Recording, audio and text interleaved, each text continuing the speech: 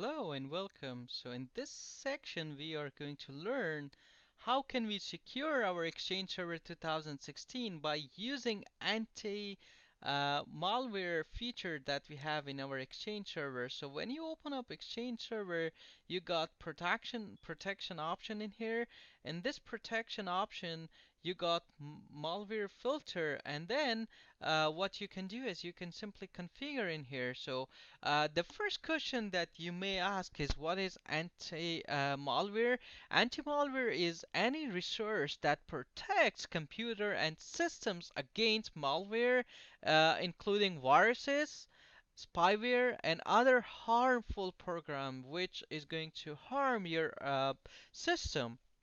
So most of the time, viruses and all those things, whenever they just infect a PC, like most of the employees or most of the users are non-educated, like they're not educated with the system, like they don't know well how to use computer, or they're not aware of like other people's like who are trying to send infected files. For example, if someone sends a file to one of your employees saying that please open this attachment because it contains very important information. If your users are not educated, so that is the job of information technology department to make sure that they know and they're aware of all those things, that if someone sends an email to you with an attachment and with an information and you don't know them, do not click on it. Like if they send a link to you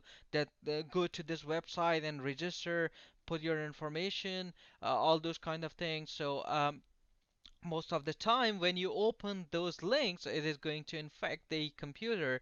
It is going to send viruses to computer. So anti-malware is going to protect you from that. So how can you configure anti-malware?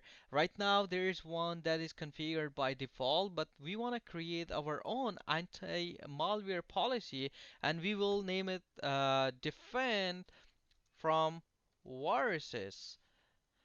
And then we will say when malware is detected in any attachment, for example, someone sends an exe file or any file that is unknown with unknown extension, what should be the action? The action should be delete the entire message, delete all attachment, and use default alert text. It is going to send alert, or you can create a custom alert, and then this is going to be custom alert text that will be replaced in text file and that replaces all deleted attachment.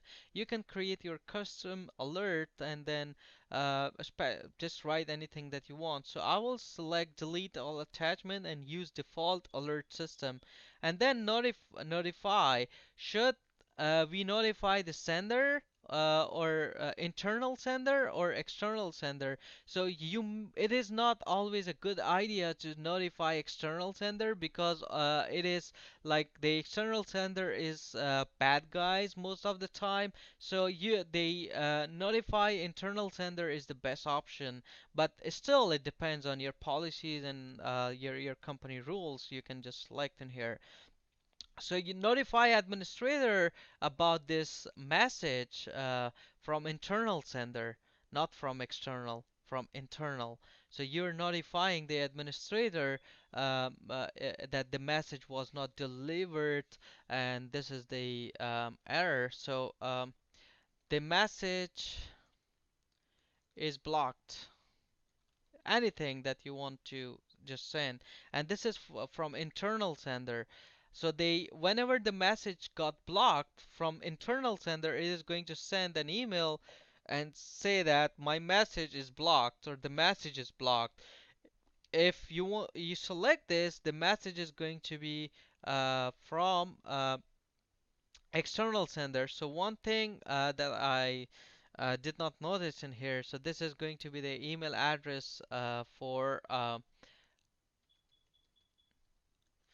your administrator. So at unjotech.local. So this is not message. I'm so sorry. This is actually going to send a message from internal sender to the administrator that the message was not sent, and it will use the default alert text that we have in here. If you select custom, it will say send that custom um, text to it. So for external, I don't want to send any email to the administrator from external sender.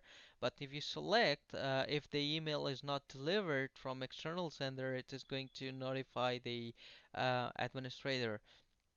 Create a customized notification text to be used in place of default notification. So for sender and administrator. So instead, the default alert text you can create your own. So from you can press name. From address, you can just put whatever things that you have in here. Message from internal sender and then message from external sender and then message. So this is for internal, this is for external, and this is going to be applied to specific user, specific group, or domain. It all depends on you, like how do you want to do it. So if I say recipient domain and then I select elmgeotech.local, now this malware policy is going to be applied to this elmgeotech.local. If I select a group, it is going to be applied to groups only. And I can create an exception where I can say it should not be applied to a recipient invoice. So this malware policy is going to be applied to elmgeotech.local domain, like all objects inside this elmgeotech.local domain, and then it will not be applied to invoice mailbox that we have.